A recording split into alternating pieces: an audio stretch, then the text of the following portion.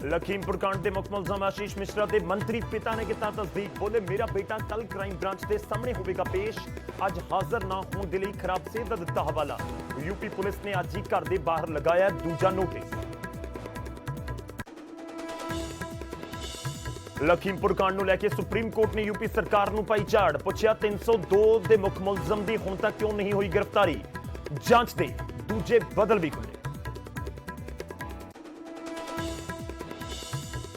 लखीमपुर कांड से बोले यूपी के सीएम योगी आदित्यनाथ, दोषी कोई भी होवे बख्शिया नहीं जाएगा। सीएम चन्नी के दौरे ते कहा अपने डीजीपी तक तो बदल नहीं सकते, यूपी आके लुका रहे ने कमियां। लखीमपुर पहुंचे नवजोत सिंह सिद्धू, मृतक किसान लवप्रीत के घर। गम दे विच डुबे परिवार दे नाल कीती मुलाकात। अकाली दल के वफद ने भी पीड़ित परिवार दे नाल वंडाया दुख। रणजीत कतलकांड मामले च भी राम रहीम दोषी करार। पंचकुला की सीबीआई कोर्ट ने राम रहीम सने 5 मुलजमां नूं दोषी करार दिता। 12 अक्तूबर नूं होवेगा सजा दा ऐलान।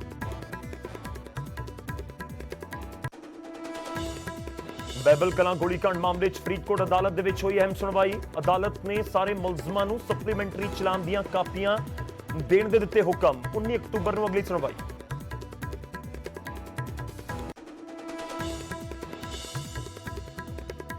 गुजरात दे विच जब्त हुई 3000 किलो हैरोइन केस दे अनवर मसीह दे नाल जुड़े तार। एनआईए ने मसीह दे अमृतसर स्थित घर दे उत्ते मारी रेड। पिछले साल मसीह दी किराए ते दित्ती कोठी दे विचों मिली 194 किलो हैरोइन।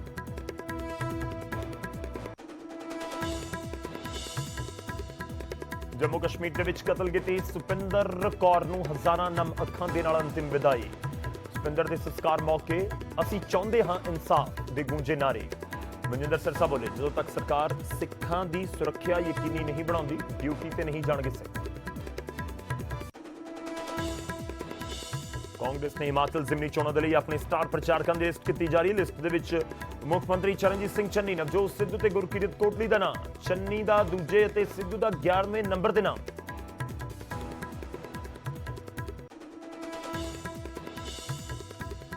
अठाठ साल बाद मुड़ तो टाटा एंड सन्स दा होया एयर इंडिया। 18,000 करोड़ दी लगाई सब तो बड़ी बोली। दफ्तर ते जमीन रहणगे सरकार दी कोल, कंपनी सिर्फ करेगी संचालन। रतन टाटा ने किया tweet, welcome back air India.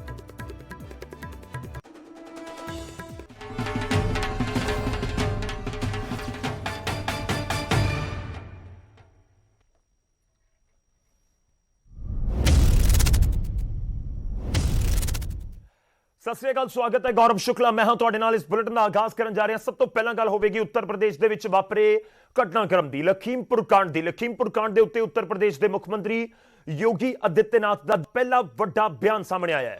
ते योगी आदित्यनाथ ने कहा कि असीं मामले की तह तक जावांगे, भी होवे बख्शिया नहीं जाएगा। ते उन्होंने यह भी कहा कि गिरफ्तारी तो पहला सबूत होना भी जरूरी है। असीं किसी भी दोषी नूं बख्शांगे नहीं, असीं कुछ भी लुकाउणा नहीं चाहुंदे। असीं शिकायत के आधार के उत्ते FIR दर्ज की है। साडी पहल सूबे च शांति व्यवस्था कायम रखनी सी। हिंसा पिछे विरोधी धिरां दा भी हथ उन्होंने दस दिता। विरोधी उत्थे शांति व्यवस्था कायम कर नहीं जा रहे।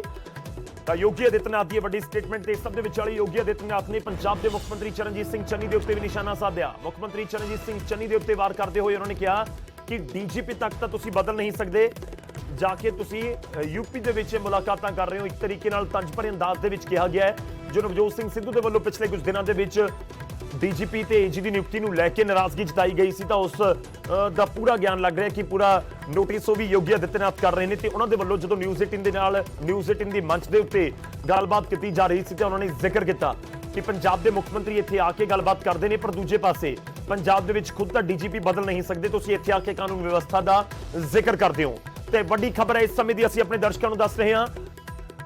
उत्तर प्रदेश के मुख मंत्री की पहली वड्डी स्टेटमेंट है इस पूरे मामले के विच, क्योंकि इंतजार हो रहा है कि 3 अक्तूबर को पूरी घटना वापरी है, तो उस तो बाद सरकार किस तरीके नाल हैंडल कर रही है। तो योगी आदित्यनाथ ने वड्डी स्टेटमेंट दी ते उन्होंने वल्लों जिक्र किया गया कि असीं साडे सामने बहुत सारे टीचे सी, बहुत सारे इशूज सी जिहड़े पैरलर आ रहे सी, उन्होंने असीं कंट्रोल करने की एक तरीके नाल कोशिश जे उन्होंने पूरे बयान का मतलब कढ़िया जाए।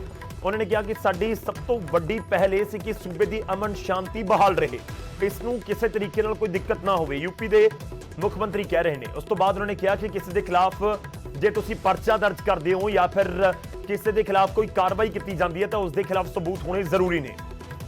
ਇਹ ਵੀ ਜ਼ਿਕਰ ਕੀਤਾ ਕਿ शिकायत के आधार के उत्ते ही जिहड़ा कतल का मामला 302 का परचा कटिया गया वो शिकायत के आधार के उत्ते ही किया गया है।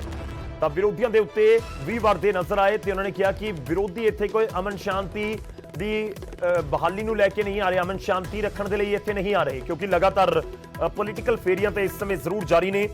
उत्तर प्रदेश की धरती उत्ते लखीमपुर जाना चाहते हैं सियासतदान, तकरीबन सारे पंजाब दी मुख्य सियासी पार्टियां उत्थे फेरी लगा चुकिया ने। नवजोत सिंह सिद्धू पहुंचे हुए ने, आम आदमी पार्टी का वफद पहला जा चुका है, अकाली दल का वफद भी जिहड़ा उत्थे पहुंचा है। तो इस विचाले योगी आदित्यनाथ की एक बड़ी स्टेटमेंट एक करके तुहानूं सुणाउने कि कुछ उन्होंने अपने बयान दे विच कहा है। और खीरी की घटना ये दुखद और दुर्भाग्यपूर्ण है जी, और सरकार उसकी तह बजा रही है। लोकतंत्र में हिंसा का कोई स्थान नहीं। जब कानून सबको सुरक्षा प्रदान करने की गारंटी दे रहा है तो कानून को हाथ में लेने का अधिकार किसी को नहीं, चाहे वो कोई भी हो, चाहे वो कोई भी हो, मंत्री हो, उसका बेटा भी हो। मैंने कहा कोई भी हो, कानून सबके लिए समान है और कानून सबके साथ समान रूप से व्यवहार भी करेगा। लेकिन हां, ये माननीय उच्चतम न्यायालय की स्थापित रूलिंग है कि गिरफ्तारी के पहले आपके पास पर्याप्त साक्ष्य भी होने चाहिए। हम किसी व्यक्ति के आरोप पर अनावश्यक किसी को गिरफ्तार भी नहीं करेंगे, लेकिन हां, अगर कोई दोषी है तो उसको छोड़ेंगे भी नहीं, वह कोई भी क्यों ना हो। और ये सरकार का संकल्प है, हम लोगों ने प्रदेश के अंदर यही किया। जिनके खिलाफ भी कार्रवाई हुई, जिनके खिलाफ भी साक्ष्य मिले, वह व्यक्ति कोई भी रहा हो, हमने उसके खिलाफ कार्रवाई करने में कोई गुरेज नहीं की। वह भले ही भारतीय जनता पार्टी का विधायक रहा हो या फिर विपक्ष का विधायक या किसी पद पर बैठा हुआ कोई व्यक्ति, हम लोगों ने इसमें कार्रवाई करने में कोई गुरेज कभी नहीं की है। और लखीमपुर खीरी की घटना में भी यही सरकार कर रही है और यही की भी है जी। सवाल ये कोई सद्भावना के लिए वहां नहीं जा रहे थे। मुझे एक बात बताइए, छत्तीसगढ़ के मुख्यमंत्री अपने छत्तीसगढ़ को तो संभाल नहीं पा रहे हैं। छत्तीसगढ़ में पुलिस की गोली से कुछ किसान मारे जाते हैं, उनके प्रति उनके मन में कोई भी अनुराग नहीं, उनके प्रति कोई सहानुभूति नहीं, उन्हें लखीमपुर खीरी के बारे में कोई जानकारी नहीं। लेकिन अब चाकरी करनी है तो पीछे पीछे चलाए। वो तो 50 लाख रुपए देके गए हैं। इसी प्रकार से जी, पंजाब के मुख्यमंत्री अपने पंजाब को संभाल नहीं पा रहे हैं। वो तो अभी बने हैं। और मैं क्या कर रहा हूं ना, अभी बने हैं, वहां संभाल नहीं पा रहे हैं। उसमें भी कौन डीजीपी होगा, कौन चीफ सेक्रेटरी होगा, अभी यही नहीं तय कर पा रहे। इससे बड़ा शर्मनाक क्या हो सकता है कि कोई मुख्यमंत्री इस बात के लिए तरस रहा है कि साहब डीजीपी कौन होगा, वो अपना डीजीपी नहीं बना सकता, अपना चीफ सेक्रेटरी नहीं बना पा रहा है। पंजाब के अंदर किसानों के साथ, पंजाब के नागरिकों के साथ जो व्यवहार हो रहा है उसको संभाल नहीं पा रहे हैं। अपने आंतरिक झगड़ों में वे इतने त्रस्त हैं कि उससे पिंड छुड़ाने के लिए उन्होंने भी वही रास्ता अपनाया जो छत्तीसगढ़ ने अपनाया है। तो उत्तर प्रदेश के मुख्यमंत्री की बड़ी स्टेटमेंट और पहली बड़ी स्टेटमेंट है इस पूरे मामले के विच न्यूज़ 18 की स्टेज के उत्ते मौजूद सन। इस समय साडे नाल बरिंदर ढिल्लों जी जुड़ रहे हैं, पंजाब यूथ कांग्रेस के प्रधान ने। ढिल्लों साहब बहुत बहुत स्वागत है। फर्स्ट रिएक्शन तुहाडा। मैं इत्थों ही शुरुआत करदा क्योंकि यूपी के मुख्यमंत्री दो चीज़ों नाल विरोधियों ते वार कर रहे हैं। पहला वो कह रहे हैं कि उत्थे कोई तुसीं सद्भावना कायम करन नहीं जा रहे, जिहड़े विरोधी उत्थे जा रहे हैं। दूजी गल, पंजाब के सीएम के उत्ते भी कहंदे तुसीं अपना डीजीपी बदल नहीं सकते, तुसीं उत्थे आके कानून व्यवस्था दीयां गल्लां करदे हो।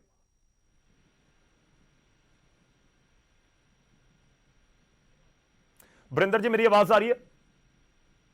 जी आ रही है जी, आ रही जी है जी ਤੁਹਾਡਾ ਰਿਐਕਸ਼ਨ ਚਾਹਾਂਗੇ, ਹੋਪਫੁਲੀ ਤੁਹਾਡੇ ਤੱਕ ਸਵਾਲ ਪਹੁੰਚਿਆ ਹੋਏਗਾ। ਜੀ ਆਰੋਪ ਪ੍ਰਤੀ ਆਰੋਪ ਲੱਗਦੇ ਰਹਿਣਗੇ। ਮਸਲਾ ਇਹ ਆ ਕਿ ਉੱਥੇ ਕਿਸਾਨ ਮਾਰੇ ਗਏ, ਕਿ ਉੱਥੇ ਉਹ ਬੰਦਾ ਫੜਿਆ ਗਿਆ, ਔਰ ਅਗਰ ਉਹ ਕਿਸਾਨ ਮਾਰੇ ਗਏ ਉਸ ਬੰਦੇ ਦੀ ਮਾਨਸਿਕਤਾ ਵੇਖੋ ਯੂਪੀ ਸੀਐਮ ਜ਼ਿੰਮੇਵਾਰੀ ਬਣਦੀ ਆ ਆਪਣੇ ਹਰ ਨਾਗਰਿਕ ਨੂੰ ਪ੍ਰੋਟੈਕਟ ਕਰਨ ਦੀ, ਆਪਣੇ ਹਰ ਨਾਗਰਿਕ ਨੂੰ ਧਿਆਨ ਦੇਣ ਦੀ। ਇੱਕ ਬੇਸਿਕ ਫਰਜ਼ ਹੈ ਇੱਕ ਸਟੇਟ ਗਵਰਨਮੈਂਟ ਦਾ, ਬੀਜੇਪੀ ਦੇ ਹੋਣ ਕਾਂਗਰਸ ਦੇ ਹੋਣ, ਲੇਕਿਨ ਨਾਗਰਿਕਾਂ ਨੂੰ ਉਹ ਇਹ ਸਵਾਲਾਂ ਦਾ ਜਵਾਬ ਨਹੀਂ ਦੇ ਰਹੇ। ਉਹ ਉਸ ਸਵਾਲਾਂ ਦੀ ਘਟਨਾ ਤੋਂ ਬਾਅਦ ਦਾ ਜਵਾਬ ਦੇ ਰਿਹਾ ਵੀ ਇਹ ਹੋਏ, ਉਹ ਇਹ ਦੱਸ ਰਹੇ ਵੀ ਇਹ ਕਿਉਂ ਹੋਇਆ। ਇੱਕ ਮੰਤਰੀ ਦਾ ਮੁੰਡਾ, ਮੰਤਰੀ ਦਾ ਕਾਫਲੇ ਦੇ ਵਿੱਚ ਅਗਰ ਨੌਜਵਾਨ ਰੋਂਦੇ ਜਾਣ, ਉਹ ਮੰਤਰੀ ਬਾਰੇ ਬੋਲ ਰਿਹਾ ਕੁਝ ਇੰਨਾ ਕਹਿ ਕੇ ਵੀ ਕੋਈ ਵੀ ਬਖਸ਼ਿਆ ਨਹੀਂ ਜਾਊਗਾ, ਔਰ ਉਸ ਤੋਂ ਬਾਅਦ ਮੁੱਦਾ ਲੈ ਕੇ ਆ ਰਹੇ ਮੁੱਖ ਮੰਤਰੀ ਕਿਉਂ, ਜਦੋਂ ਇੱਕ ਰਾਜ ਦੇ ਭਾਵੇਂ ਕਿਸੇ ਰਾਜ ਦੇ ਲੋਕ ਆ, ਕੀ ਉਹ ਭਾਰਤ ਦੇ ਲੋਕ ਨਹੀਂ ਆ। ਮੁੱਖ ਮੰਤਰੀਆਂ ਦਾ ਜਾਣਾ ਦਾ ਇਹ ਮਤਲਬ ਹੁੰਦਾ ਵੀ ਪਾਰਟੀ ਜਿਹੜੀ ਆ ਸੀਰੀਅਸ ਆ ਉਸ ਪ੍ਰਤੀ, ਪਾਰਟੀ ਨੂੰ ਇਹ ਮੁਸ਼ਕਲ ਲੱਗ ਰਹੀ ਆ।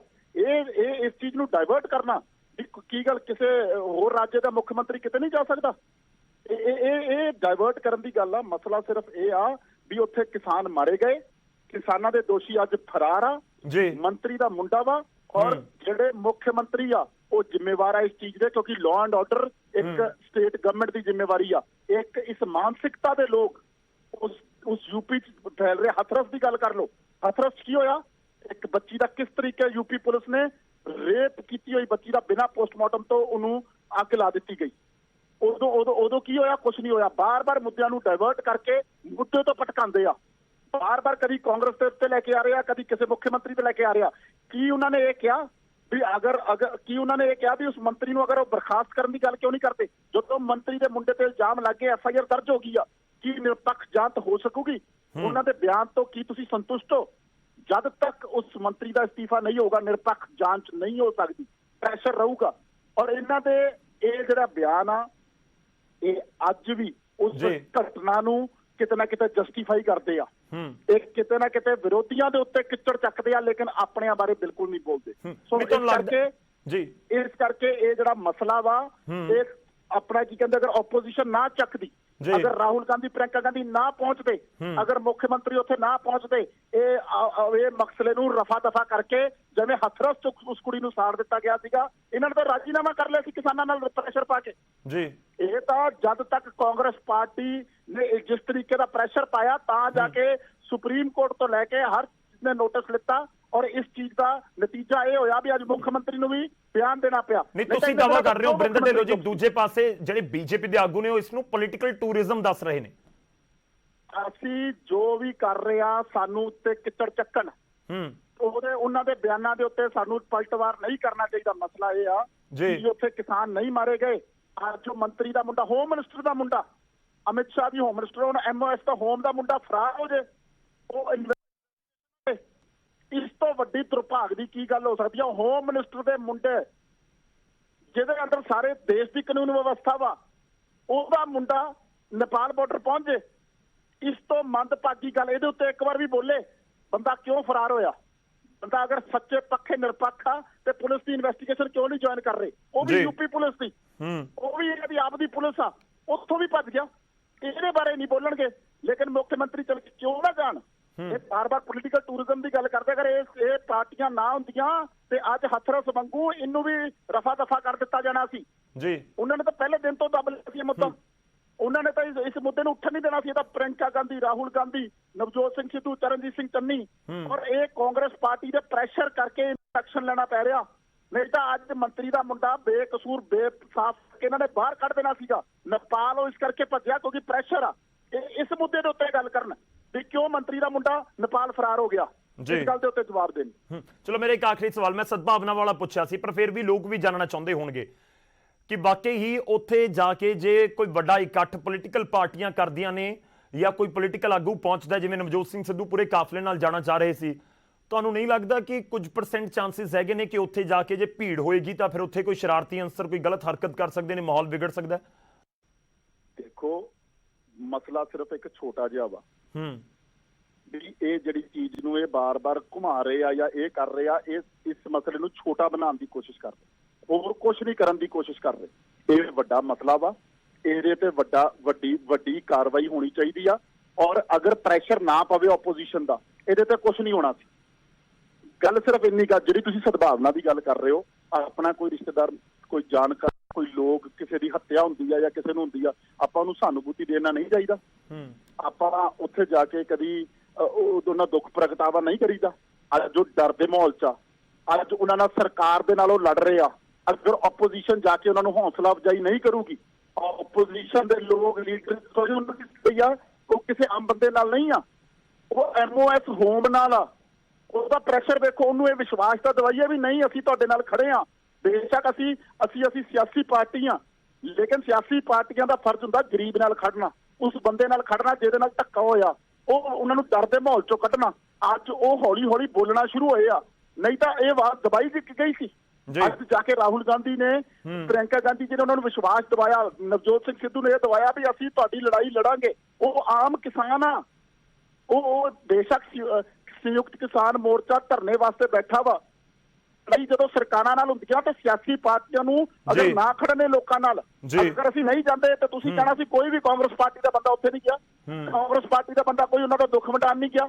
ਅਗਰ ਅਸੀਂ ਜਾਂਦੇ ਆ ਤੇ ਉਹਨੂੰ ਇਸ ਤਰੀਕੇ ਨਾਲ ਪੇਂਟ ਕਰ ਦਿੱਤਾ ਜਾਂਦਾ। ਤੁਸੀਂ ਦੱਸੋ ਸਿਆਸੀ ਪਾਰਟੀਆਂ ਨੂੰ ਕੀ ਕਰਨਾ ਚਾਹੀਦਾ ਸੀ ਇਸ ਵਿੱਚ? ਅਸੀਂ ਉਹੀ ਕਰਨ ਨੂੰ ਤਿਆਰ ਆ। ਅਗਰ ਸਾਡੇ ਲੀਡਰ ਜਾਂਦੇ ਆ ਤਾਂ ਦੁੱਖ ਵੰਡਾਣ ਜਾਂਦੇ ਆ, ਉਹਨੂੰ ਬਾਰ-ਬਾਰ ਇਸ ਰੰਗ ਦੇ ਵਿੱਚ ਨਾ ਦੇਖਿਆ ਜਾਵੇ। ਔਰ 5 ਲੋਕ ਗਏ ਆ। ਅਗਰ ਅਸੀਂ ਕਾਬਲਿਆਂ ਦੇ ਵਿੱਚ ਯੂਪੀ ਬਾਰਡਰ ਦੇ ਉੱਤੇ ਰੋਕ ਲਿੱਤਾ ਗਿਆ, ਅਸੀਂ ਬੈਰੀਕੇਡ ਤੋੜਤੇ ਸੀਗੇ, ਲੇਕਿਨ ਉਦੋਂ ਉਹਨਾਂ ਨੇ ਕਿਹਾ ਵੀ ਨਹੀਂ ਦੇਖੋ ਗਲਤ ਮੈਸੇਜ ਜਾਂਦਾ, ਅਸੀਂ ਉੱਥੇ ਬੈਰੀਕੇਡ ਬਿਲਕੁਲ ਤੋੜਨ ਤੋਂ ਬਾਅਦ ਉੱਥੇ ਆਪਣੇ ਸਾਰੇ ਰੋਕੇ ਔਰ ਸਾਡੇ ਇਲੈਕਟਡ ਰਿਪਰੈਜ਼ੈਂਟੇਟਿਵ ਅੱਗੇ ਗਏ 5 ਜਾਣੇ। ਸੋ ਇਹ ਚੀਜ਼ਾਂ ਨੂੰ ਵੀ ਮੇਰੇ ਹਿਸਾਬ ਨਾਲ ਮੀਡੀਆ ਨੂੰ ਹਾਈਲਾਈਟ ਕਰਨਾ ਚਾਹੀਦਾ। ਅਗਰ ਅਸੀਂ ਬੈਰੀਕੇਡ ਤੋੜਨ ਤੋਂ ਬਾਅਦ ਵੀ ਅਸੀਂ ਰੋਕੇ, ਸਾਡੀ ਮਨਸ਼ਾ ਇਹ ਨਹੀਂ ਸੀ ਅਗਰ ਨਵਜੋਤ ਸਿੱਧੂ ਇਕੱਲੇ ਹੁੰਦੇ ਤੇ ਇਹਨਾਂ ਨੇ ਪ੍ਰਿयंका ਗਾਂਧੀ ਵਾਂਗੂ ਉਹਨਾਂ ਨੇ 24 ਘੰਟੇ ਬਿਠਾ ਕੇ ਰੱਖ ਦੇਣਾ ਸੀ। ਜਦੋਂ ਪਿੱਛੋਂ ਕਾਫਲਾ ਸੀ ਉਹਨਾਂ ਨੂੰ ਪਤਾ ਸੀ ਵੀ ਲੋਕਾਂ ਦੇ ਵਿੱਚ ਰੋਸ਼ ਆ, ਤਾਂ ਕਰਕੇ ਉਹਨਾਂ ਨੇ ਜਾਣ ਦੀ ਪਰਮਿਸ਼ਨ ਦਿੱਤੀ।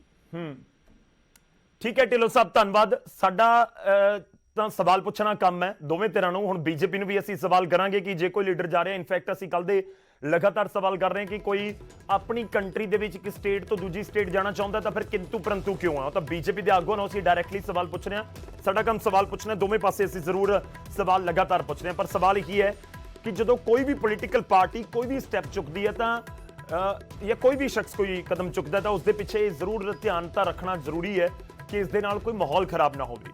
ਤੇ ਦੂਜੇ ਪਾਸੇ ਸਰਕਾਰ ਦੀ ਵੀ ਜ਼ਿੰਮੇਵਾਰੀ ਹੈ, ਜਿਹੜੀ ਸਥਾਨਕ ਉੱਥੇ ਦੀ ਸਰਕਾਰ ਹੈ, ਕਿ ਉਹ ਵੀ ਤੈਅ ਕਰੇ ਕਿ ਜੇਕਰ ਕੋਈ ਬਾਹਰੋਂ ਆ ਰਿਹਾ ਹੈ ਇਸ ਪਰਿਵਾਰ ਨੂੰ ਮਿਲਣ ਤਾਂ ਫਿਰ ਉਸ ਦੇ ਵਿੱਚ ਜੇ ਕੋਈ ਸੁਰੱਖਿਆ ਦੀ ਲਿਹਾਜ਼ ਨਾਲ ਕਦਮ ਚੁੱਕਣੇ ਨੇ ਤਾਂ ਫਿਰ ਉਹਨਾਂ ਦੀ ਜ਼ਿੰਮੇਵਾਰੀ ਹੋਏਗੀ ਕਿ ਉਹ ਕਦਮ ਚੁੱਕੇ ਜਾਣ। ਛੋਟੇ ਜਿਹੇ ਬ੍ਰੇਕ ਲਈ ਰੁਕਨੇ ਆ।